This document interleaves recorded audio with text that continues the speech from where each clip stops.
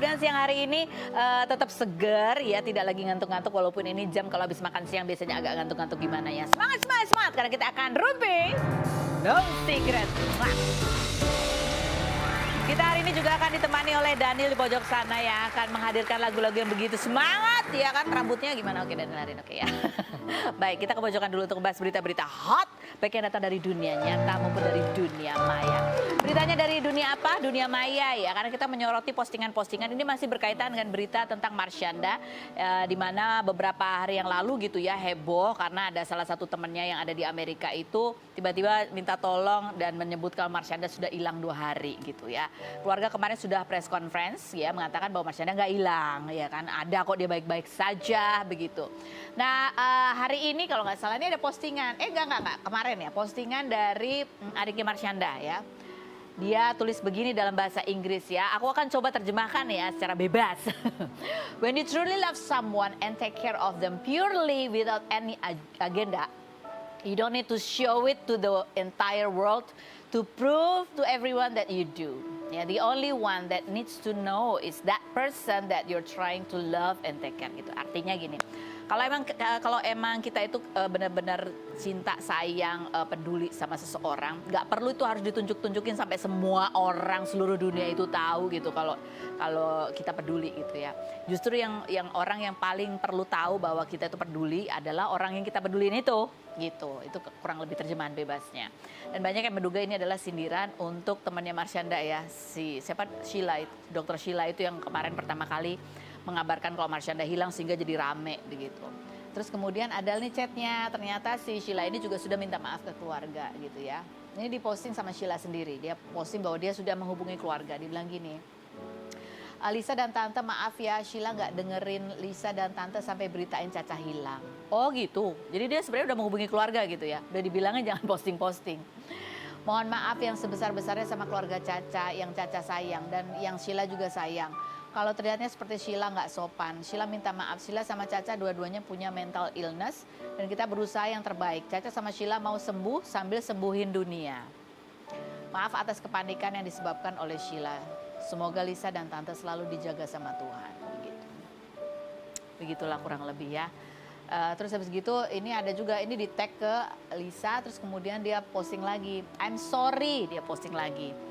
Please forgive me, thank you, I love you. Kemudian di tag ke Marshanda, ke adiknya Marshanda, begitu ya, sama ke tante, ke ibunya Marshanda, gitu ya.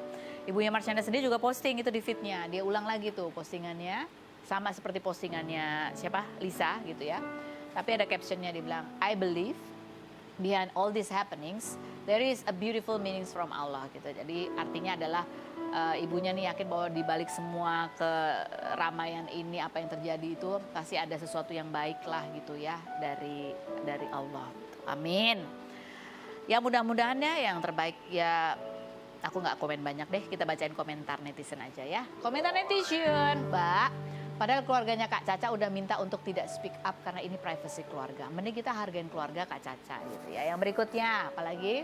Suka banget dengan IG story adiknya Caca. Kalau kamu beneran tulus, sayang dan care sama seseorang, tanpa ada maksud lain yang tersembunyi, kamu nggak perlu sibuk mungkin ke seluruh dunia, nunjukin ke seluruh dunia. Karena yang perlu tahu itu ya Caca, ini tadi terjemahan yang tadi ya. Yang berikutnya adalah, orang lain tapi trilalu. Ini kayaknya auto korek ya kayak ketikanya trilalu ikut campur urusan Caca. Keluarganya aja nggak keluar-keluar kok, ini uncuk-uncuk bikin heboh lancang banget. Ada lagi komentarnya ini lebih galak loh dari keluarganya. Aduh apa ya begitulah namanya juga. Tapi kan mungkin Sheila kan maksudnya tadi yang dia bilang ya, kita itu ingin menyembuhkan diri sambil juga menyembuhkan dunia. Itu adalah pekerjaan yang amat sangat berat sih ya. Kita ke profil bintang tamu kita yang berikut ini. Ini adalah salah satu pasangan favorit aku juga dari sebelum nikah pernah kita wawancara ya. Dan ini 5 tahun kemudian mereka sedang menanti kebahagiaan dalam rumah tangga mereka. Kita lihat dulu profilnya Fendi Chow dan Stella Cornelia berikut ini. Fendi Chow, aktor berusia 33 tahun yang mengawali karir melalui ajang pemilihan model Aneka Yes tahun 2003 ini menikah dengan Stella Cornelia, mantan member JKT48 berusia 27 tahun pada Juli 2017 setelah membintangi film The Fabulous Udin, berpacaran selama 6 bulan dan lamaran pada Desember 2016. Pasangan yang hampir 5 tahun menikah ini Maret lalu mengumumkan kehamilan Stella yang kini berusia 6 bulan setelah sebelumnya pernah 2 kali keguguran dan 11 Juni kemarin Fendi dan Stella mengadakan gender reveal dan diketahui buah hatinya berjenis kelamin laki-laki. April lalu Stella diminta penonton sinetron terpaksa menikahi tuan muda untuk menasehati suaminya agar tidak terlalu temperamental saat memerankan karakter Andrew. Seperti apa cerita kehamilan Stella setelah hampir 5 tahun penantian? Dan benarkah Fendi dan Stella kini lebih protektif terhadap kehamilannya? Saksikan kisah selengkapnya hanya di Rumpi No Secret.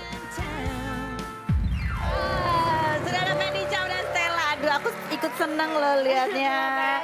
Aduh, Makin cantik ya dia makin ya, cantik, gemes ya. Kalian berdua deh gemes deh. Kita lihat tidak ada artikelnya ya. Selamat puji Tuhan Stella Cornelia hamil usai 5 tahun menikah dengan Fendi Chow gitu ya. Dia pasti aku hanya bisa menduga-duga 5 tahun yang kalian lewati dengan penuh banyak hal ya pasti yang terjadi. Orang-orang nanya-nanya. Sementara kalian kan juga usaha ya. Bahkan ini sebenarnya kan kehamilan kamu yang ketiga ya. Yang ketiga. Yang 2 lainnya kan juga sempat ada kesedihan di situ gitu ya. Jadi ketika ini nih yang ketiga ini terjadi, apa yang kalian lakukan waktu tahu positif nih gitu? Awalnya nggak mau happy dulu Nggak mau kan ada happy. trauma kan Iya. sebelumnya 2 kali gagal gitu. Jadi kayak ini bener nggak sih? Terus kayak ya udahlah jalanin aja. Gitu. Terus pas udah makin lama makin besar. Terus pertama kali momen yang paling spesial itu waktu denger detak jantungnya. Jadi kayak oke ini beneran udah ada gitu. Terus apa reaksi kalian tuh kayak gimana waktu denger? Gimana Fendi gimana? Kebetulan waktu itu pas dengar detak jantung aku juga lagi masih di lokasi syuting. Jadi kayak aku deg-degan aja. Waktu itu emang aku pengen izin sebenarnya, pengen ikut kontrol, cuman karena emang nggak bisa. Waktu itu kan lagi stripping. Kayak di lokasi seharian deg-degan, aduh gimana sayang udah kirimin, pas dikirimin di lokasi lihat videonya nangis sendiri di lokasi pas dengar detak jantung. Jadi kayak sama teman-teman, kenapa lu nangis sendiri kayak gitu. Karena mungkin yang sebelumnya kan memang belum pernah sampai proses ada detak jantung itu kayak gitu. Jadi emang yang ini kita benar-benar keep quiet ya. Bahkan dari orang-orang dekat kita juga semua keep quiet banget di awal-awal. Kayak buat kita berdua dulu aja deh kayak gitu. Ada rasa takut Ada sih rasa, sebenarnya. Pastilah ya. Kamu sendiri gimana? Kamu ditemenin siapa waktu itu? Ditemenin mamaku. Temen mama. Terus ya udah kayak pas denger ya langsung aku nggak terlalu mesti kayak takut sebenarnya, jadi kayak mesti denial ada nggak ya Takut gitu. untuk bereaksi berlebihan iya, gitu ya. takut gitu. Jadi pas ngasih tau dia yang nangis, aku belum nangis. Aku lebih melo. Kenapa Fendi? Kenapa kamu begitu melo? Apa yang kamu lihat yang dialamin? Bukan cuma dari detak jantung, waktu aku ngelamar dia, waktu nikah yang nangis gue doang ya kagak. Orangnya emang melo, lucu banget sih. Lebih melo dari aku. Dan akhirnya ya setelah ini udah 6 bulan, mereka juga kemarin bikin acara gender reveal gitu ya. Ini ada video perjalanan kehamilan Stella yang berikut ini kita lihat. Ini waktu kalian udah tahu belum itu jenis kelamin? Belum. Kalian belum. Jadi itu benar-benar kalian pun baru tahu. Jadi kita dapat amplop gitu dari dokter kita, itu isinya gendernya tuh. Kamu Cewek serahin atau tuh cowok. sama Serahin ke Mamaku. nitip ke mama. Mama yang nelfon ke IO ini. Gitu. Jadi itu real tuh ya reaksinya. Bener-bener. Nggak nangis lagi nggak kamu Fani Chow? Enggak. Karena sebenarnya kita berdua sih lebih ke ya udah mau cewek, Mau cowok. mau laki atau perempuan, kita berdua yang penting yang Sehat. kali ini semua sehat. Gitu. Ibunya sehat, babynya sehat gitu ya. Iya sih. Aduh gitu. Tapi ini juga ada sempat kemarin katanya sempat ada flek-flek juga. Iya, pendarahan, jadi ada apa namanya plasentanya ya. Ya ada sedikit sobek Sobek kecil gitu. kecil. Oh, jadi harus apa? Harus bed rest? Bed rest kemarin jadi dari trimester 2 bulan keempat sampai bulan kelima kemarin 1 bulan full di atas kasur. Jadi nggak boleh turun kasur sama sekali. Tapi kalau kata dokter itu karena dia lagi kangen-kangennya sama aku. Oh ya bisa. Aku tuh lagi syuting di luar kota kan, memang harus nginep di luar kota karena lokasinya di sana. Terus karena ya pertimbangan segala macam hal ya udah deh aku syuting sendiri aja, kamu jangan ikut dah di lokasi syuting karena harus ketemu banyak orang dan lain-lain.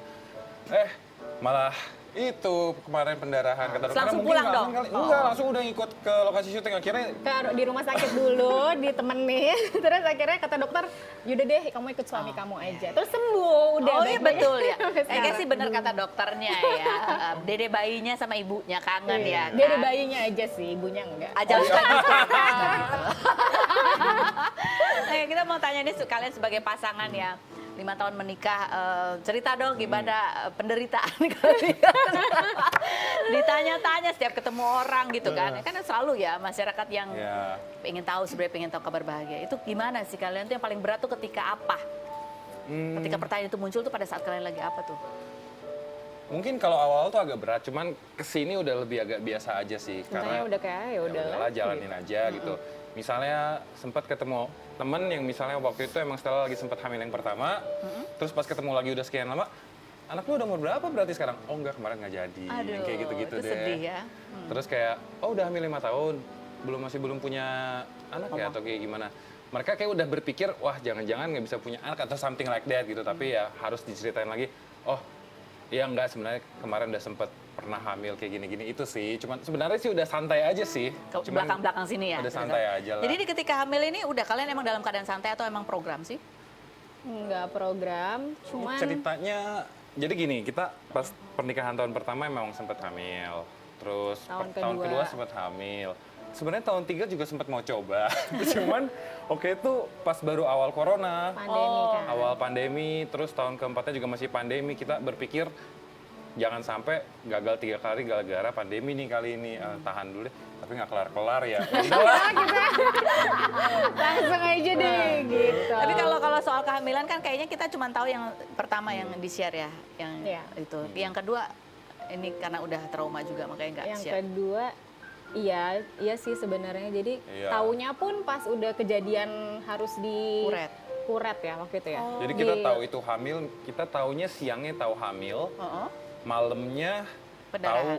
kalau Itu Nggak hamil di berkembang. luar kandungan. Oh, aduh, Jadi, ya, sedih jadi- banget ya. Itu sedih banget karena kan kalau kita ngebayangin kayak ibu hamil kan kalau kita tuh rahimnya ada 2 kan, saluran itu tuh harus diangkat 1. Jadi kayak kesempatan hamilnya itu sebenarnya kecil katanya kalau salurannya cuma 1. Cuman puji Tuhan dikasihnya juga. Akhirnya dapat lagi. Dan kalau kita lihat mereka tuh kayak bulan madu terus ya kalau aku lihat liburan di sini. Lu pasangannya lucu banget sih kadang-kadang. Itu hitungannya belum bulan madu. Dari belum. awal nikah sampai sekarang belum bulan madu, jalan-jalan. kayaknya sampai 10 belum. tahun. Sampai 10 Bedanya tahun. apa? Lucu banget tuh Dia nggak ya. pernah mau bilang bulan madu, jadi setiap kali jalan-jalan tuh ya itu hitungannya. Nanti bulan madunya belum. Aku masih ada request bulan madunya. Mau kemana gitu. sih? Mau kemana sih kamu? Coba-coba Ya, bocor. pokoknya keliling, Oh, keliling. Eropa, Amerika, Oh, iya, itu iya. baru bulan madu. gitu. Baby Moon kemana Baby Moon? Baby Moon gimana tuh? Telat Aku kayaknya. udah pengen Baby Moon tapi dia janganlah bahaya Oh, nanti gitu. turbulan. Ya Gitu. Itu juga kayaknya sih. alasan deh. Enggak. Ya udah nunggu nanti. Berarti kalau liburan lagi yang enak ya tunggu bayinya agak gedean ya lah. Lama deh. Tapi lihat dong. Titipin mama bisa. Titipin mama. Paling kangen, gak akan bisa deh, percaya. Gitu. Makin hari kok makin cantik sih kamu. Aduh, mesra banget sih. You will always be my Valentine. Love you every single day. Aduh ya ampun. Lay on my shoulder anytime you need. Aduh, enggak ini kalau di caption begini ya. Aslinya dalam kehidupan nyata gitu juga gak sih? Aslinya ya setengah lah. Enggak dong, ya beneran dia emang kayak gitu. Gitu. Lebih sweet daripada aku ke dia. Ya ampun. Terus setelah kalian pas lagi hamil yang ngidam siapa? Dia apa kamu? Enggak sih ya, nggak ada yang terlalu ngidem. Ya itu kayak ngidemnya cuma dia tuh cuma butuh dekat dari aku. Oh ya, dia nggak ngaku ibunya nih Naya. Anaknya bukan dia.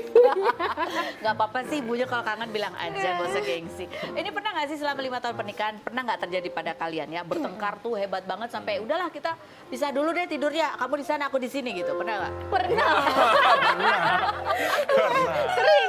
Gara-gara apa tuh biasanya? Pasti Macam-macam hal hal sepele. kecil nggak penting Iya, ya. hal nggak penting kalau kita ngebahas lagi tuh kayak, kita berantem gitu doang ya. Ternyata. Terus baikannya gimana?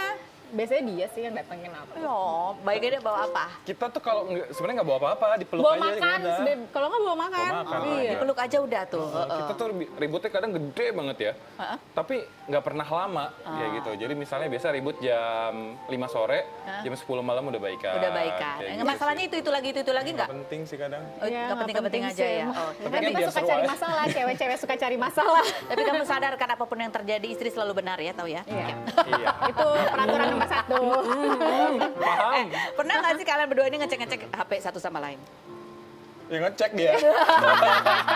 Ya apalagi dia tinggal syuting lama ya kan. Aduh, zaman sekarang ada yang takut cinta lokasi ya kan. Pernah kalian cemburu ke pasangan? Dulu. Sekarang juga nggak apa-apa kalau masih cemburu kan tanda cinta ya. Gitu. Ya, Kalau Mas. cemburu kamu ngapain masih? Cemburu aku ngomong langsung, Oh, udah aku ngomong. nggak suka kamu gini-gini. Oh dia udah tahu. Oh, oke, terbuka aja lah ya. Curhat masalah rumah tangga ke sosial media pernah nggak? Enggak Paling sih. quote-quote galau aja. Tolong nanti Stella cek quote-quote-nya Quotes ya. apa Tapi aja? kodenya itu sebenarnya cuma buat dia. Oh ya gitu. kode. Tapi misalnya dia ngerasa atau enggak itu yang penting. Nah itu dia tuh nggak peka masalah gitu-gituan. Dengan diomongin deh. Pernah nggak selama 5 tahun ini ada yang lupa tanggal-tanggal penting kalian? Ulang tahun atau hari Belum. jadian? Belum ya, selalu Belum, ingat. nggak tahu nanti kalau udah punya anak ya. Aduh, mudah-mudahan selalu ingat ya. Pernah nggak pernah belanja barang mahal tapi nggak bilang ke pasangannya? Enggak. Terus dia curiga. Tapi gue nggak tahu nih. Iya nih. Nah lo, jangan-jangan ada. Nggak ada ya? Nggak. Aduh, terus ini rencananya kalian udah ngebayangin belum nanti melahirkan itu gimana, di mana, apa segala macem? Udah sih, udah di planning lah. Dan ya Stella sih kepengennya lahiran normal. Semoga doain deh, semoga bisa. Semoga bisa. Terus kamu kan harus jadi suami siaga nih, lagi ada syuting itu nggak, stripping nggak? Takutnya ntar begitu dia melahirkan Bisa. kamu lagi syuting di mana Kalau tahu? lahiran sih pasti bisa diatur lah. Tapi nggak apa-apa, stripnya aja biar ada duitnya. gitu. Tapi gue tahu tuh tujuan dia mau normal tuh apa sebenarnya. Apa? Pengen nyakar-nyakar gue. Oh ya. Iya. Biar merasakan penderitaan gitu. Nanti kita ngobrol lagi sama pasangan ini. Sama nanti kalau habis melahirkan kita undang lagi ya, kita pengen tak berhasil nggak tuh? Yang berikut ada satu tamu yang mau kita ajak ngobrol, ini dari Shannon Wong ya. Beberapa bulan yang lalu Shannon Wong juga pernah ramai, dia sharing cerita di sosial media apa yang dialami. Dia ngerasa tertekan, sedang mengalami mental health issues gitu. Dia merasa ada tekanan dari keluarga dan lain sebagainya. Kebetulan waktu itu juga dia dekat sama Atala, sehingga ini kemudian ramai. Ada apa sebetulnya yang terjadi? Akhirnya hari ini Shannon mau hadir di sini untuk mengklarifikasi semuanya gitu. Seperti apa? Kita lihat dulu profilnya berikut ini. Shannon Wong, selebgram berusia 17 tahun yang dikenal karena memiliki hubungan dengan Atala Naufal ini pada 31 Januari lalu mengunggah postingan yang mengaku dirinya mendapat kekerasan fisik dan verbal dari sang ayah sejak kecil hingga memiliki mental health issue yang kemudian diklarifikasi oleh sang adik Sharon Wong jika tudingan tersebut tidak benar dan menjelaskan jika sang ayah sedang memarahi Shannon yang sering bohong dan kerap pulang pagi dalam keadaan setengah sadar dengan lelaki yang tidak direstui keluarga yang diduga pria tersebut adalah Atala Naufal. Setelah hampir sebulan off di sosial media, Shannon mengunggah postingan permintaan maaf dan mengaku mendapat pelajaran penting dari kejadian kemarin dan kini mengaku sudah kembali berkumpul dengan keluarga, bahkan memposting video TikTok bersama keluarga dengan background bukan tongkrongan pecundang. Benarkah Shannon dan Atala sudah putus? Bagaimana klarifikasi Shannon tentang berita yang sempat heboh karena mengaku mendapat kekerasan? Saksikan kisah selengkapnya hanya di Rumpi No Secret. Oke, kita sudah bersama dengan Shannon Wong ya, yang mungkin lebih dikenal juga sebagai seorang selebgram ya. Ini ada artikelnya, bunyinya adalah Shannon Wong kembali ke keluarga usai heboh ngaku dianiaya ayah. Jadi beberapa bulan yang lalu gitu sempat ramai, dia itu tiba-tiba sharing cerita, habis mengaku dia dianiaya oleh ayahnya, ada keluhan-keluhan, kok aku disuruh kerja dari kecil apa sebagainya. Tapi sekarang sudah membaik gitu ya. Tapi namanya keluarga mah biasa ya, apalagi di usia-usia kamu yang masih muda ini. Jadi kita mau tanya, sharing ceritanya, seperti apa sih sebenarnya kondisinya Shannon pada saat kamu posting itu gitu? Apa sesungguhnya yang terjadi? Sebenarnya itu semua kesalahpahaman dan ya connecting lah sama di saat itu aku sedang di dalam hubungan yang udahlah semua orang juga tahu kan. Ya jadi itu kayak effects apa yang terjadi. Cuman kan aku orangnya emang kalau udah sayang tuh bucin banget dan masih cinta buta. Jadi pasti kalau misalnya direkomend tuh disuruh Udah nih nggak bagus gitu. iya atau kayak lakuin ini aja gitu-gitu kalau misalnya kamu sayang aku gitu. Jadi kayak apparently aku lakuin itu. Jadi ya masuk gitu. kayak posting dan lain-lain. Gimana maksudnya? Ya jadi aku tuh orangnya kayak cinta buta kan. Aku susah kalau ngomongin langsung gitu to the point, tapi ya pasti paham lah. Jadi kamu disuruh apapun kamu ya Iya, apapun jadi kamu aku kerjakan gitu. jadi apa yang aku lakuin sebelum ini mungkin kalian tahu itu ya itu kan aku cinta buta. Jadi pasti apa yang disuruh lakukan atau apa pasti. Kamu akan lakukan. Nah pada saat itu kan kemudian keluarga pasti bereaksi gitu ya. Iya. Gimana waktu itu kamu akhirnya bisa kembali bersama keluarga, kalian memperbaiki hubungan, gitu tuh gimana? justru pas udah baikan sama keluarga itu, aku udah selesai itu hubungannya. Makanya mataku terbuka dan lihat sebenarnya kayak gimana. Oh seperti itu gitu. Pada saat kejadian di tengah-tengah yang lagi kamu dalam kondisi bermasalah gitu, bagaimana keluarga itu apa istilahnya berkomunikasi dengan kamu? Terus bagaimana sampai akhirnya kamu apa ya, istilahnya bisa pelan-pelan lah berdamai juga gitu dengan apapun yang kamu alami. Kita akan bahas yang berikut ini ya. Enggak, ada story-nya. Setelah story-nya dulu apa? Kita akan kembali setelah yang berikut, jangan kemana-mana, tetap di Rumpis.